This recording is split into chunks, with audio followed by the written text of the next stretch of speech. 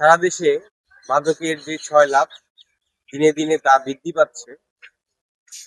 এই মাদকাসক্তদের নিয়ে মাদকাসক্ত নিরাময় কেন্দ্রগুলো কাজ করে যাচ্ছে। সে অনুযায়ী কালিয়াকুড়ের চা বাগান এলাকায় চা বাগান মাদকাসক্ত নিরাময় কেন্দ্র কাজ করে যাচ্ছে। কালিয়াকুড়ের চা বাগান এলাকা থেকে মেহেদী হাসান হীরা, ভিশন বাংলা টিভি। প্রতিষ্ঠানের নাম চা বাগান মাদকাসক্ত চিকিৎসা ও নিরাময় কেন্দ্র।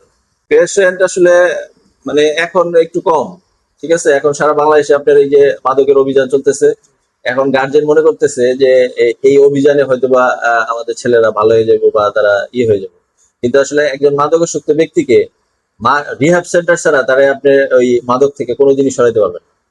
তাকে মাদক থেকে সরাইতে হলে আপনার রিহ্যাব সেন্টারে দিতে হবে।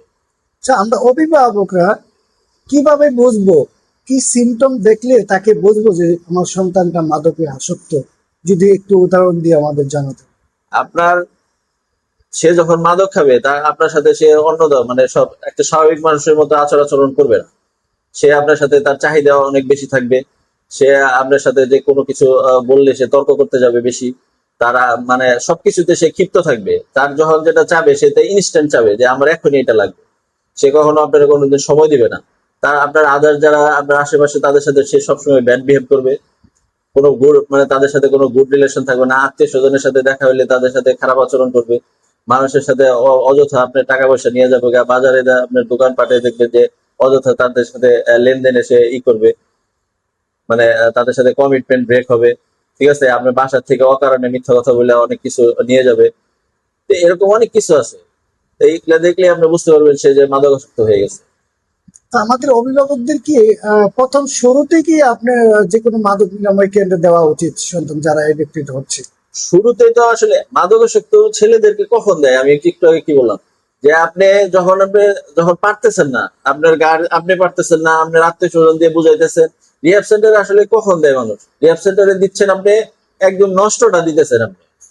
আপনি আসলে শুরুতেই তাদের দিচ্ছেন না। তো শুরুতে দিলে দেখা গেল যে আপনি তারে মানে প্রাথমিকভাবে দিলে অল্পতেই তারা নিয়ে যেতে পারতেন, কিন্তু আপনি একদম প্রত্যেকটা রিহ্যাব সেন্টারে একটা মাদকাসক্ত ব্যক্তিরে কখন দেয়? একদম ইন্ড অফ দ্য পর্যায়ে দেয়। তারে তার আত্মীয় স্বজন বুঝাইতে পারে না।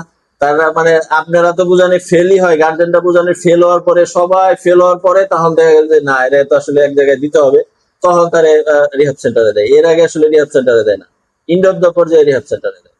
আচ্ছা, আপনার এই প্রতিষ্ঠান থেকে এ পর্যন্ত কতজন রিকভার হয়েছে বা সুস্থ হয়ে বাসায় গিয়েছে বা আবার অনেকে ফিরে এসেছে, এরকম একটু যদি আমাদেরকে জানাতে। হ্যাঁ, ফিরে আসছে, কিন্তু আমার এখান থেকে রিকভার হয়েছে অনেকেই ভালো আছে। আমার এখান থেকে মানে অনেকগুলো ছেলে যে এখন যারা আছে এরাও ভালো আছে। তারপরে অনেকগুলো ছেলে ভালো আছে। কিন্তু আমাদের কথা, রিহ্যাব সেন্টারে যারা রিহ্যাব করবে, এটা আমার এখানে করুক আর যেখানে করুক, রিহ্যাব সেন্টারের রুল হইলো আমরা রিহ্যাব থেকে বের হওয়ার পরে রিহ্যাবের সাথে ওই ছেলেটা সম্পৃক্ত থাকতে হবে। তা না হলে কোনোদিনই সে ভালো হবে না।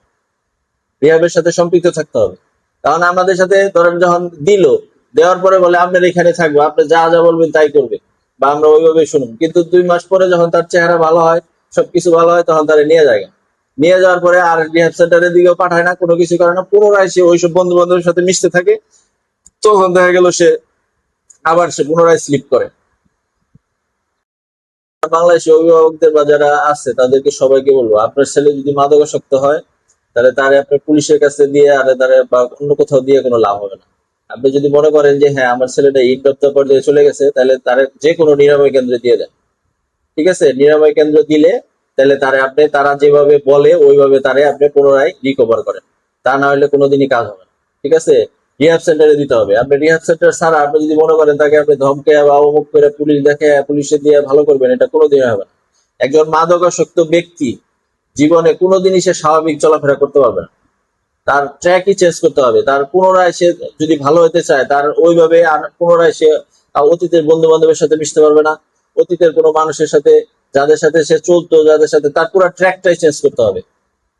তারে রিহাব করানোর পরে আমি প্রত্যেকটা গার্জেনকে বলবো, যারা রিহাব সেন্টারে যারা মালিক যেভাবে বলে তারে ওইভাবে কিছুটা দিন।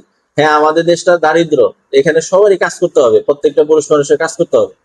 কাজ করতে হলে তাকে দাঁড়াইতে হবে। তাহলে সে যদি ঠিক মতো ওইভাবে না দাঁড়ায়, তাহলে কিন্তু সে কোনোদিনই কাজ করতে পারবে না।